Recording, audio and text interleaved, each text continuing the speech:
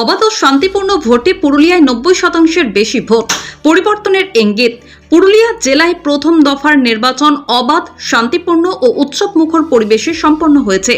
জেলায় 90%-এরও বেশি ভোট পড়ায় সাধারণ মানুষের গণতান্ত্রিক অংশগ্রহণ স্পষ্ট হয়েছে বলে মন্তব্য করেন বিজেপির পুরুলিয়া জেলার সভাপতি শঙ্কর মাহাতো।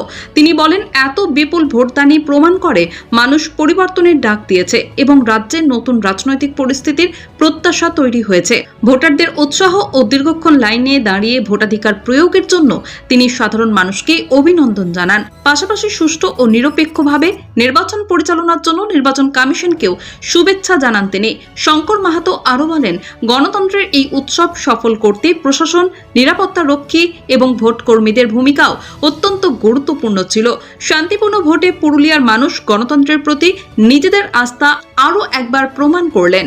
এবারের ভোট শান্তিপূর্ণভাবে হয়েছে, যেটা আগে এরকম দেখা যায়নি, এবং উৎসব মেজাজে ভোটাররা এই ভোটকে নিয়েছে। স্বতঃস্ফূর্তভাবে সবাই অংশগ্রহণ করেছে। তার জন্য নির্বাচন কমিশন যে ব্যবস্থা করেছিল, খুব সুন্দর ব্যবস্থা ছিল। তার জন্য নির্বাচন কমিশনকে ধন্যবাদ জানাই। সঙ্গে যারা ভোটার, পশ্চিমবঙ্গ তথা পুরুলিয়ার ভোটার যেভাবে ভোট দেওয়ার জন্য এগিয়ে এসেছে, যে হারে ভোট দিয়েছে, উৎসব মেজাজ, উৎসব হিসাবে এই ভোটটাকে নিয়েছে। ভোট পরব যে পালন করেছে, অংশগ্রহণ করেছে, তার জন্য প্রত্যেক পুরুলিয়াবাসী তথা পশ্চিমবঙ্গবাসীকে অনেক অনেক ধন্যবাদ।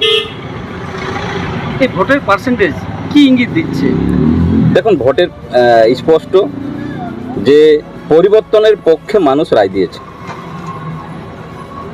জেলায় 9টা বিধানসভা, সমীক্ষায় কি উঠে আসছে? ভোট তো শেষ হয়েছে, অপেক্ষা করুন 4 তারিখ পর্যন্ত, ঐতিহাসিক ফলাফল হবে। সবাই আমরা অধীর আগ্রহে আছি।